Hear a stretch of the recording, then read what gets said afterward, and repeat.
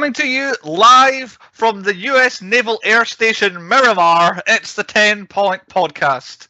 My name is Bruce, and the end is inevitable. Our kind is headed for extinction, but not today. My wingmen over this undetermined foreign nation for the episode this week. Call sign Bagman, it's Chris. Oh, don't know what that means, I'll take it. Top Gun Maverick, we'll get onto that. And call sign Fanboy, I had to use it, it's Andy. Yeah, I'll take Fanboy.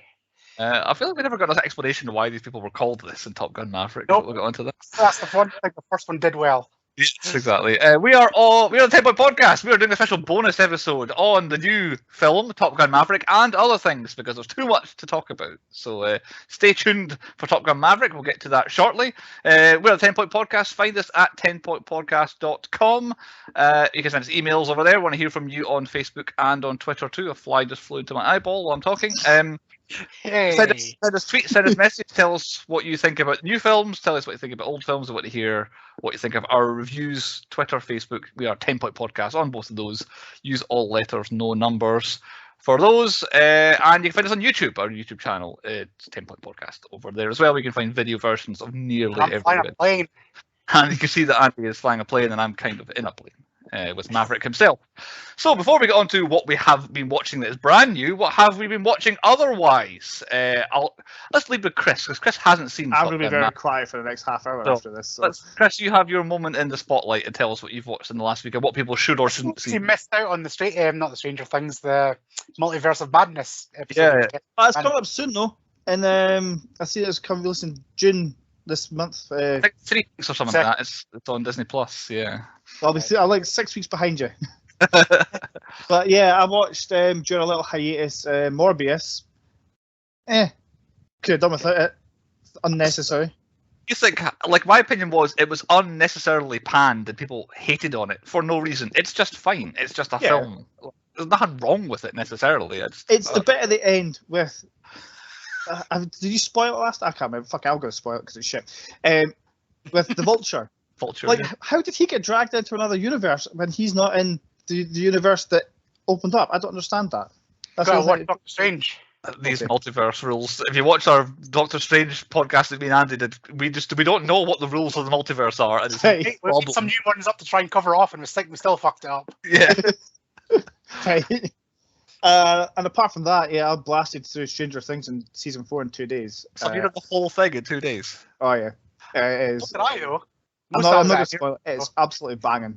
It has been the best season so far. I've done 3. I did 3. I pretty much did 1 a night until I found out The Boys was out today as we're recording. I haven't seen that yet. I had to start The Boys. That's literally what I'm going to come on to. I watched the first 2 episodes of The Boys. The first 10 minutes is the best TV I've ever seen in my life. The new is it just 2 episodes, just the whole season out? No, 3 episodes, alright. Oh, the new character of is it Termite? Who appeared in the beginning of the first episode. I thought this is right up Andy's street. I thought, there we go. He'll be. You could fuck your Obi-Wans. It's all about the boys. The boys, yeah. So anyway, we started this little conversation on Stranger Things. So Chris, I'm only in episode 3. I don't know where Andy's got to. How much have you got? Finished it. You finished it? My God. How do you find after like episode 3, you just you'll blast through it. This is where shit starts to get real. Right. So how is it other than amazing, or whatever it was you said? Oh, I think it's like 10 times better than the other seasons. It focuses on the characters that you wanted to focus on. There's a lot of other ones that are taking a back seat. I'll disagree with Chris. I feel like it's a bit too disjointed. However, the runtime of like an hour and 20 minutes an episode actually works this time. And I feel like this is what shows miss. Like The Boys, that's a good solid hour an episode now. Obi-Wan, like a half an hour, like fucking, I want more. Fed up with small fucking shows. Yeah. Like like Obi-Wan, at this point, Obi-Wan should just be a film. Like, we've done 3 episodes so far. As of the time I'm speaking, I've seen 3. Yeah. And basically, it could be the first half of a film, really. It doesn't need to be a TV show. But then they seem to be all Disney Plus for Star Wars at the moment. As far as Stranger Things goes, I think it was, as I watched it when it finished, I thought it was the best first episode they've done. Like when they started, the first episode of the whole season, maybe the absolute first one where you first don't really know at all what's going on is quite good. But this one, I was like, okay, now I'm interested. But like one of you has touched on there, the problem I have so far is there's only about maybe 6 or 7 characters I actually kind of like in it, and none of them are the main 4 kids or 11. Like, I don't care about them. It's the kind of older kids and the adults. I want to see more of their adventures and less of the whole going to the roller skating rink and being bullied and all that sort of stuff. Like, I'm not interested. I also feel like strange things didn't happen like quick enough. No, I quite like the little slow burn in the first episode. That shit just fucking big. But I'll need a shout out for Eddie. That first episode with him, he was absolutely brilliant. I love it. He's like a young Robert Downey Jr. Very, very good. It reminds me of Pauly Shore. I don't know, just something about his face looks like Pauly Shore. I don't mean to kind of dismantle him at all. He's probably better than Pauly Shore is.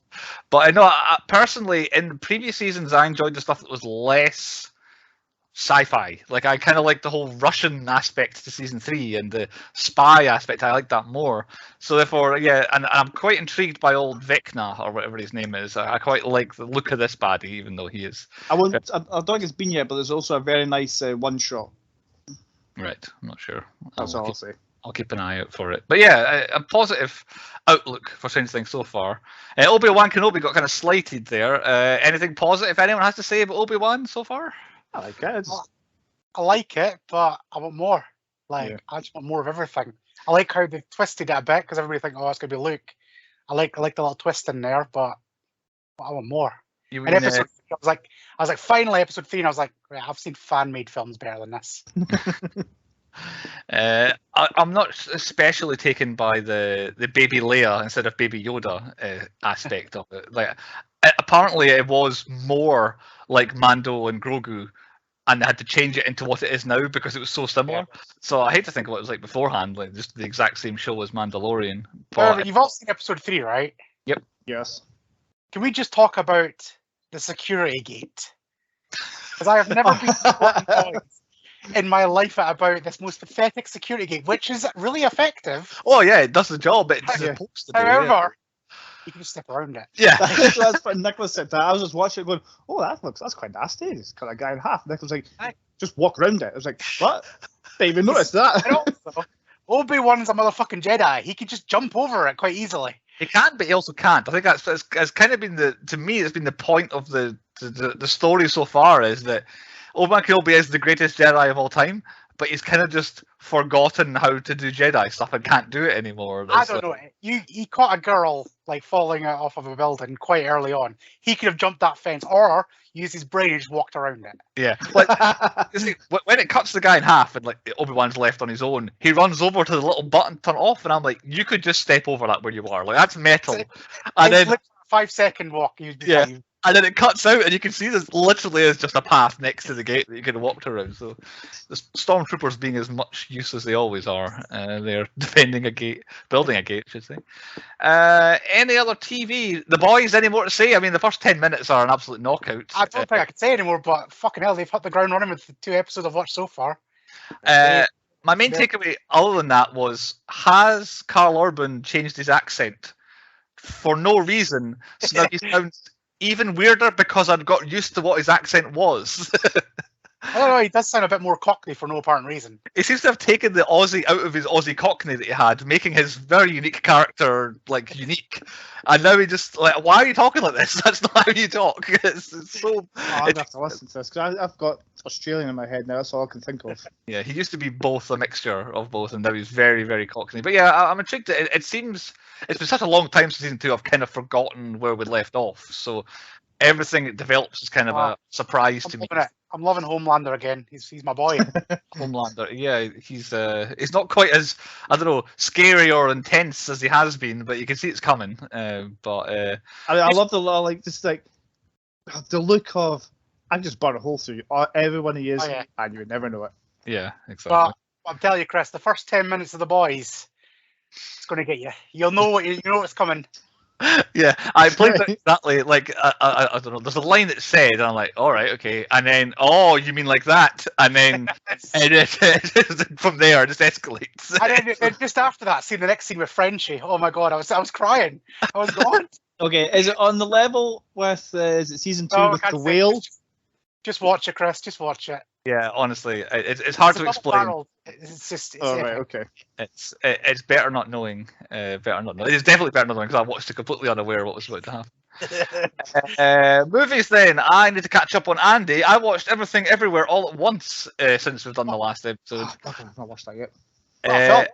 A film. It was, and I strict was, my film of the year when I saw it. 2022. It was 2022's best film I've seen this year.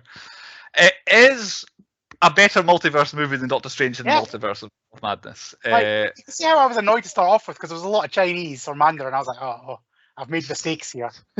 But I even got past that and really enjoyed it. The first 20 minutes of the film is pretty much about just a woman running her laundrette, but her whole family is Chinese but living in America. So they literally half sentences are subtitled and then they finish the sentence in English without subtitles. So I can see how Andy would be like, I don't know, regretting his decision to go see it. I made my own story up to that start. You all had superpowers at the start. But just as I guess the point of, I'm thinking, why is everyone raving about this film so much? And that's when the film starts. And Andy, I don't know if you mentioned it or not, but I had no idea who played the husband in the film. Oh yeah, I did. Kelly Wong. A day after it, I was like, "Oh my god, how did I not even recognize him?" But yeah, it's Short Round / Data from the Goonies is like the dad. I absolutely did not recognize. He's like a different man. It's actually a fun fact about this film. I don't know if you know about the fun fact. Is originally, what's her name? Michelle Yeoh. She was meant to be the woman, like who she was. However, her character wasn't actually meant to be like the one. Originally, it was meant to be Jackie Chan. I can see that. Was going to be Kelly, whatever he's called, Kelly Kwong. Can't say his name. Keon Kwon, I think it is. That's it. But yeah, so when Jackie Chan couldn't do it, she decided to get him in and then make her her and the director decide, right, you're going to have the main role now. Yeah, absolutely banger. And then up there with the boys, that fight scene. Didn't see that coming. Like genuinely, Chris, I can't remember the last time I laughed as hard in a cinema as I did at a fight scene in this film. It has to be the funniest fight scene. I was trying. Now I think about it, there's a common trend between the two of them. But I won't go into too much detail. But yeah, it's about halfway through the film. They pretty much. A fight steals the rest of the film. Like the film actually kind of dips down afterwards. It's never quite as good again. I try to think from when the moment the daughter appears on the lift in that film through the fight is like the peak of films I'd seen so far this year. At that point, I was like, there's like a 10-15 minute stretch. It is just impeccable. It's incredible.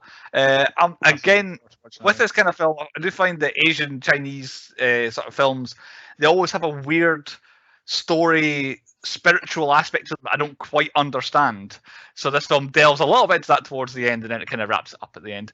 I need to mention, I've completely forgotten her name, main actress who's in Halloween, who is in Everything Everywhere All at Once. Jamie Lee Curtis. Yes, she is brilliant in this film as well. Out of nowhere, like probably the most famous face in this film, playing maybe the fourth or fifth role from the top. And she's amazing at what she does as well. It's like Jamie Lee Curtis is great as well. But yeah, Everything Everywhere All at Once. I highly recommend it.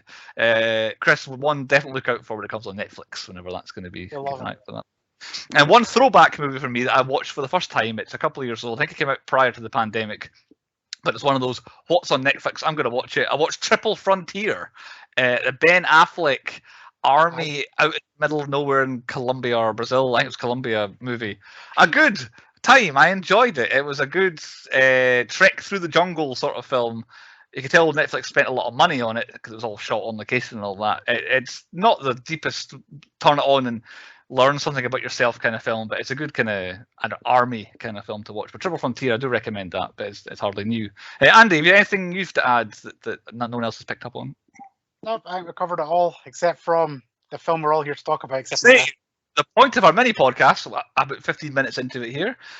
So, what we normally point number one, the point of this mini show is the 2022 action drama Top Gun Maverick, a sequel to Top Gun from the 1980s. Chris, I think you've seen it. I can't remember. I have seen it, but I couldn't tell you anything about it. I couldn't even tell you how Goose dies. It's been that long since I watched it. Spoiler, yeah. Brought to us by Paramount, Skydance Media, and Don Simpson / Jerry Brookheimer Films. They make Tom Cruise films, basically. All of those companies combined, they do all Mission Impossibles and all that sort of stuff. Written by, 3 different categories they're written by here. Based on characters by Jim Cash and Jack Epps from the original Top Gun movie, which they wrote. A story written by Peter Craig and Justin Marks, who between them wrote The Town, Bad Boys for Life, and The Batman, which is a good mixture of films they've written in the last 10 years. And a screenplay re-edited and changed many times since this film was supposed to come out 3 years ago or something like that. Efren Kruger, Eric Warnsinger, and Christopher McQuarrie, the multi-time Tom Cruise kind of co-worker, co-employee on things.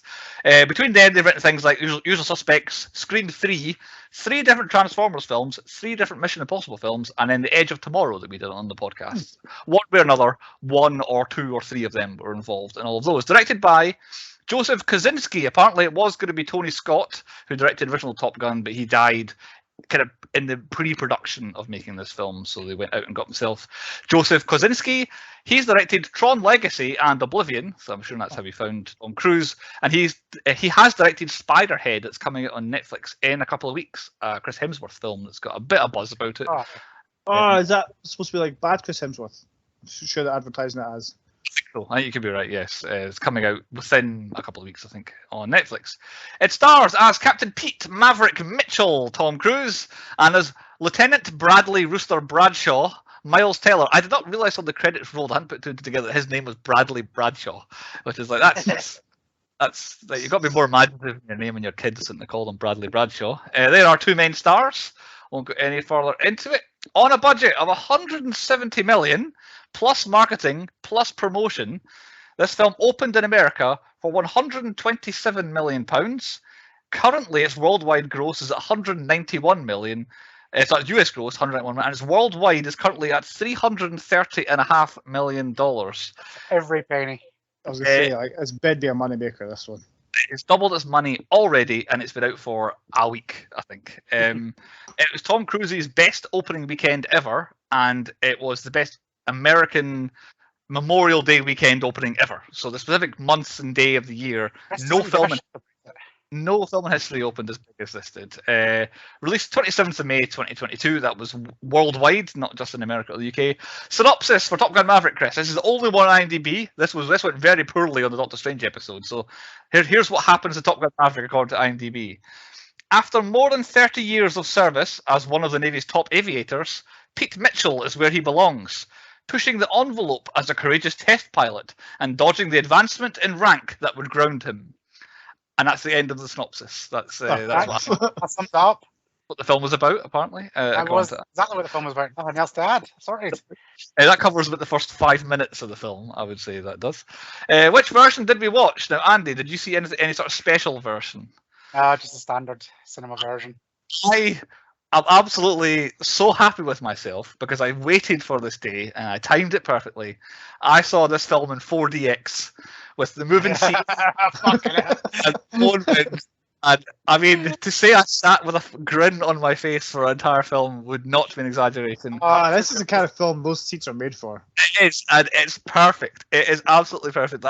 Because there's pause. Like the film's 2 hours something long. It's not short. It's kind of reasonable.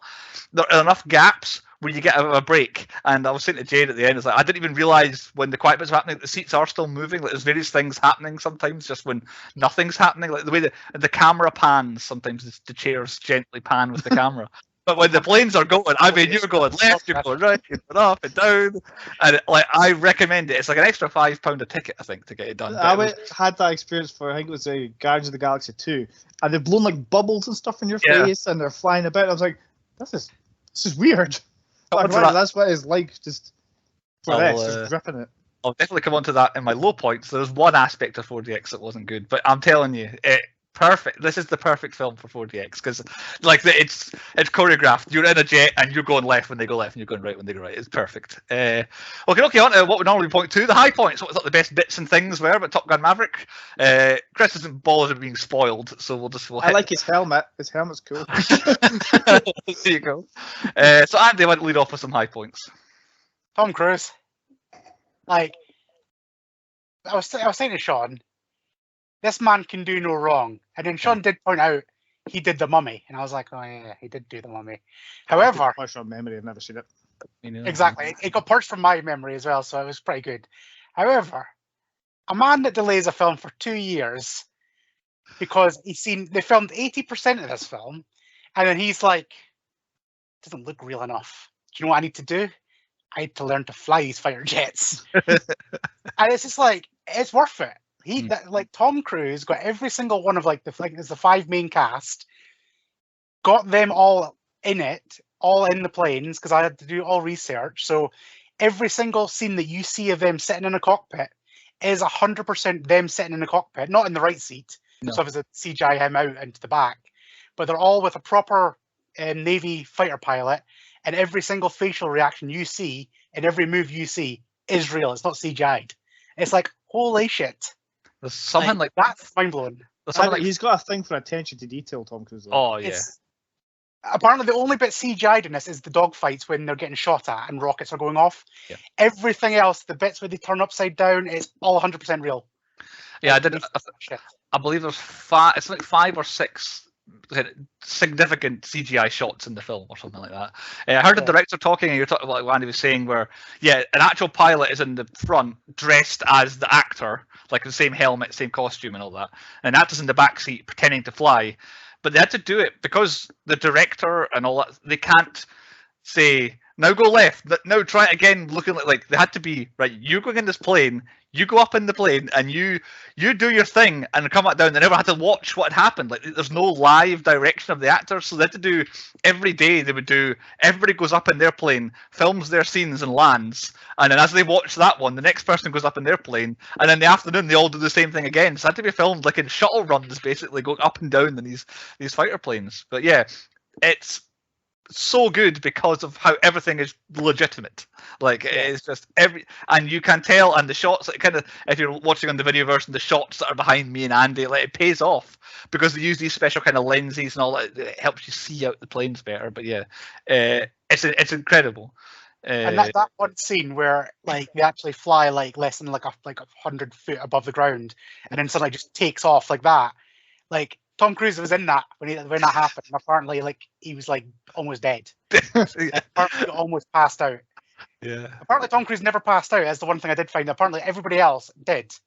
All the rest of them passed out because of the G-forces. But that one, Tom Cruise actually, when you see his face go, like, he was actually in that shot, which apparently insurance companies did not want him to do it because it was so close. Because even said apparently an assurist's nightmare. Yeah. He does his own stunts and everything. So I can imagine him wanting not to pass out, him willing himself not to pass out, just so he can get. And also that end bit, Bruce, is actually him flying his own plane. Oh right, okay. Oh, of course, that's 100% him and Jennifer Connelly in the plane. Yeah. No thing, that is his plane as well. No CGI, nobody hiding underneath, like driving. That's practical effects. You can't beat it. So my first high point, I've just got written down, is just nostalgia for a film that I don't even like. Like, I checked, and I think Top Gun, I have like recorded, it's about a 4 out of 10, I think, for me, Top Gun. And then this film starts with like the bong, like the Top Gun music, and then Danger Zone hits, and it's like, oh my god, it's like the real Top Gun. I'm like, but wait, I don't like Top Gun. Why am I like?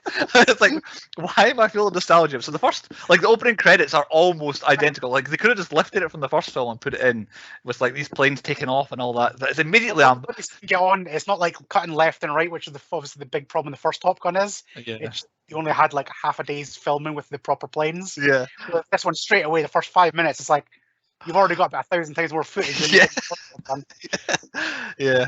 So my first high point of the actual film, things that happened, is the Mach 9/10 test flight near the beginning of the film.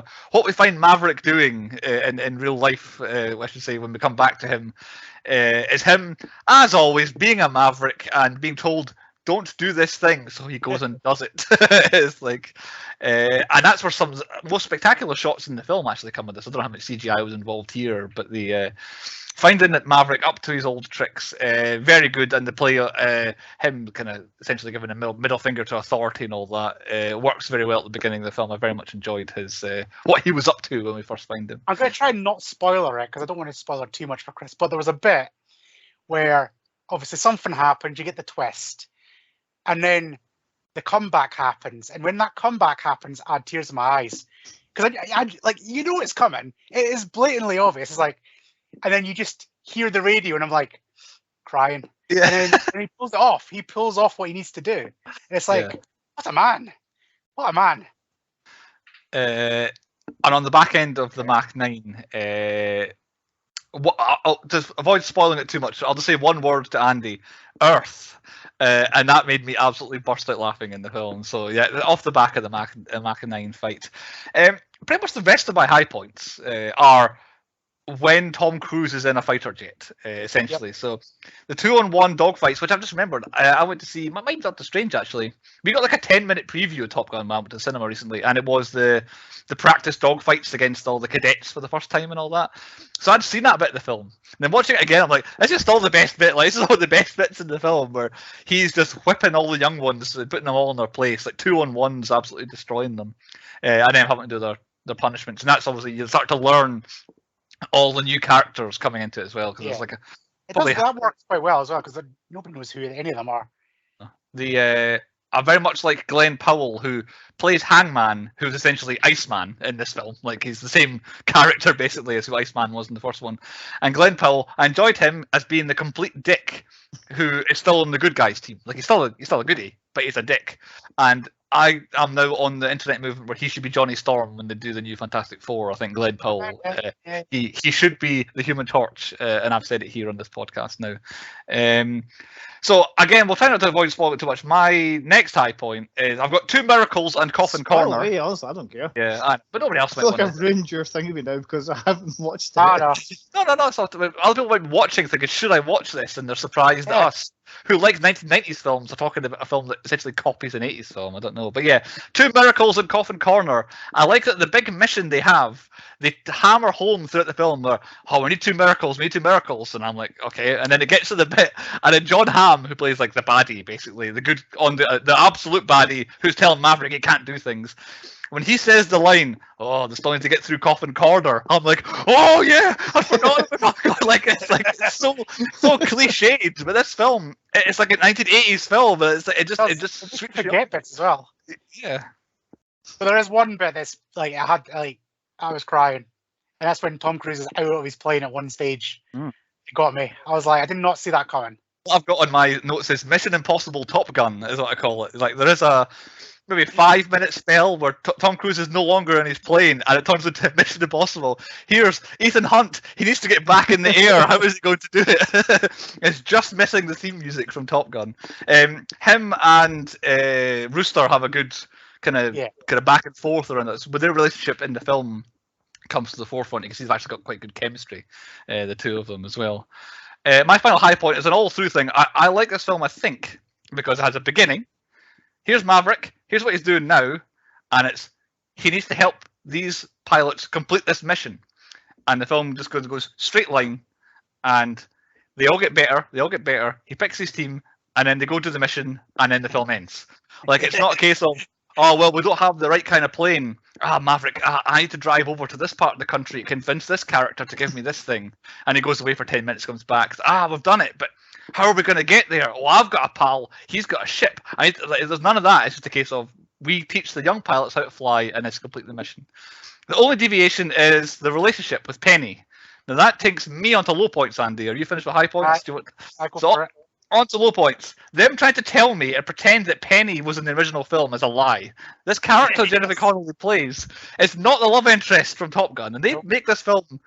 They try and tell me that they've got this long relationship that you know all about. You've seen this. No, she was mentioned apparently in a sentence. Obviously, Jennifer Connelly wasn't playing the character because she wasn't in the film, but she's a character who's mentioned in passing in the first Top Gun film, and them trying to lie to me like, you know who this person is. No, I don't know who this person is. Outside of that, though, it didn't bother me too much, Andy. How did you feel the love interest, romantic relationship side to this film? I know, like I said, it was all right. Like, you pretty much hit the nail on the head, because originally I was like, I'm not trying to make her. I was like, no, I can't be the same person. Yeah. When I came out and had to do research, I was like, who the fuck is she? Yeah. Yeah, so she's like he's not trying to bang Goosey's daughter, is he? It's like, no, she's too old. Yeah. So He's by the whole thing. Yeah, it was just it's like they tell you, oh yeah, she was in the first film, and I think just like, no, she wasn't, was she? It's like you say, you try to work out who it was, but yeah, it's not too bad. And like I say, I was quite glad of like a wee break to just rest a little bit, and it's like my seat isn't moving for 5 minutes here. Which then brings me on to, as I mentioned earlier, my one low point in relation to 4DX. Now, Chris mentioned bubbles and all that. There was no bubbles in Top Gun. However, Please tell me it's at the NFL scene. no, actually, no, there wasn't much there. These 4DX seats, they squirt water out at wet bits. Oh, yeah. Which I experienced on a low level during the trailers. A couple of trailers have kind of splashes and all that stuff. However, in this film, Tom Cruise ends up on a boat. Now, yes. They kind of set up that Tom Cruise is going to be on a boat. And then, before it cuts to him at sea, I just get absolutely drowned with his... and I mean, it smacked me right in the face. So at this point, Jada turned off the water. She's like, I don't want that. Her hair had been blown everywhere with the wind effect. She's like, I'm turning, because you can turn water off. I'm like, nah, I'll be fine. But it's one and one only squirt. Like, Tom Cruise is on a boat for about 5 minutes in this film. There's no more. It's not splashing. It's just before I see him on the boat, I just went I'm blinded by a splash of water in my face. It's like, oh, for God's sake! And I look at the screen. Oh, he's on a boat now, is he? So I don't know if it's the timing was off or something like that, but that was it. The one wet effect is a low point for me. Although Tom Cruise did look hilariously uncomfortable on that boat. Like that's one thing. He spent all his training time learning planes, I think. Any more low points from you? I've got one more low point, Andy. I didn't like the ground bit. Like, I kind of liked it, but I knew it was coming. As soon as like what happens near the end, it's like, right, I know what you're doing here, because they mentioned it quite early on about these other planes. I was like, I know. Yeah, they did drive. It was the one thing that stuck in my head for some reason as well. I was like, I know how this ends now. Do you know anything about 5th generation fighters? Because I feel like I'm supposed to know stuff about 5th generation fighters, and I have no idea what it means. I actually know that they're the Eurofighters that we have as a plane now, in which that fifth, the move that plane does. Yeah, that's what Eurofighters can actually do. Where Miles Teller drops the only F-bomb in the film, which I think might have been genuine. I don't think it was acting at that point. So my final low point is, and this is a bit spoilery, it's basically Star Wars. Like the end of this film is, let's destroy the Death Star and let's use the tactics that Luke Skywalker uses in Star Wars. It's like, wait a minute, I've seen this one before. We've covered this on the podcast. I know what's happening here, but it works. Why break like for a formula that works? But yeah, the ending of this film is Star Wars: A New Hope, Episode 4. Is that? It's not a major low point because it's so well done. Welcome back to the 1980s movie making. Yeah. Okay, then on to a rating. Then Chris will give us an NA. And well, so far I haven't seen it, so it's got to be 10 out of 10 so far. No, nothing difficult to say. Andy, what's your rating on this? Give us your spiel on your rating. I quite liked the original Top Gun, but it did bore me a lot. And then the fighting bits are a bit shit. This one, like I said, the first 2 minutes of the film is like, they've got footage. They've got 4K. It's like, oh, they've got 8K. They've got 12K. It's so good. And then I was hooked, and the story was banging. Gets a 9 out of 9, 9 out of 10. 9 out of 9 on the 9 Point podcast. He's just changing rules. Same here. I've just got best film of the year written down. Like, it definitely is so far, and it might end up being at the end of the year. Yep, I've got it's my favorite film of the year. A big tagline in the film, big saying. They keep saying, "Don't think, just do." I think, yep, that suits this film. Just watch, just sit and enjoy what's happening. And I've got movies are back. This made a lot of money. It's good. It's got a good actors in it. It's directed well. It's perfect. Except I'm not going to 10. Fuck COVID. Yes, movies are back. 9 for me as well. Fuck COVID. That averages from between me and Andy a 9. Even Chris's 10 added in makes it still a 9. So yes.